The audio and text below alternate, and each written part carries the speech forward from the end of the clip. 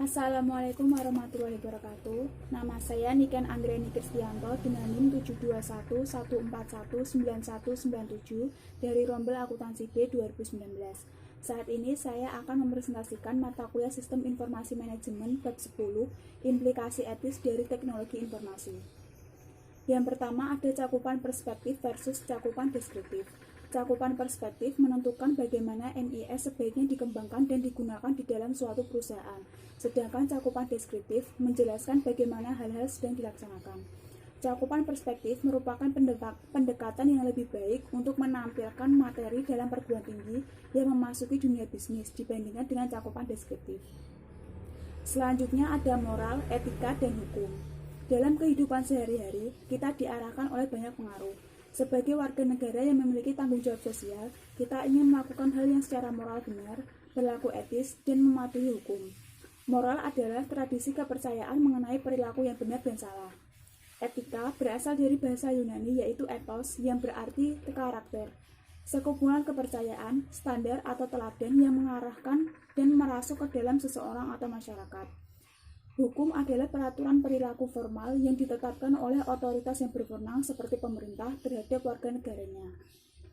Kemudian ada juga undang-undang komputer di Amerika Serikat, meliputi hak dan batasan akses data, privasi, dan kejahatan komputer. Ada juga paten peranti lunak, undang-undang paten peranti lunak di Uni Eropa, dan undang-undang privasi pribadi di Republik Rakyat Cina. Selanjutnya kebutuhan akan budaya etika.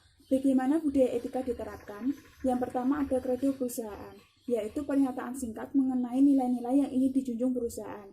Kedua, program etika, yaitu upaya yang terdiri atas berbagai aktivitas yang didesain untuk memberikan petunjuk kepada para karyawan untuk menjalankan kredo perusahaan. Yang ketiga, ada kode perusahaan yang disesuaikan. Kemudian meletakkan kredo program dan kode pada tempatnya. Kredo perusahaan memberikan dasar untuk pelaksanaan program etika perusahaan. Kode etik tersebut menggambarkan perilaku-perilaku tertentu yang diharapkan dan dilaksanakan oleh para karyawan perusahaan dalam berinteraksi antara satu dengan yang lain dan dengan elemen-elemen lingkungan perusahaan.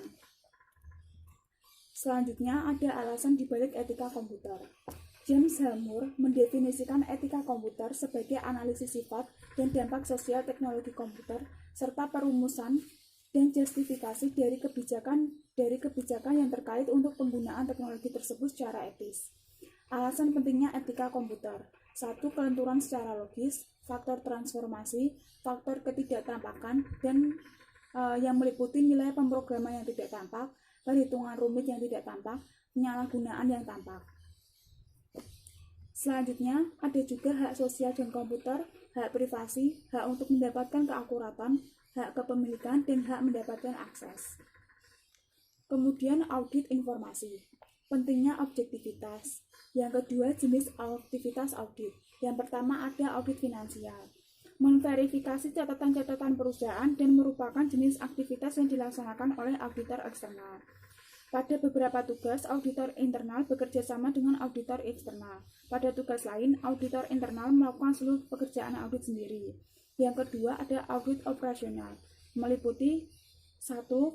Kecukupan pengendalian, yaitu apakah sistem tersebut didesain untuk mencegah, mendeteksi, atau memperbaiki kesalahan. Yang kedua efisiensi, apakah operasional sistem tersebut dilaksanakan sedemikian rupa sehingga mencapai produktivitas yang terbesar dari sumber daya yang tersedia.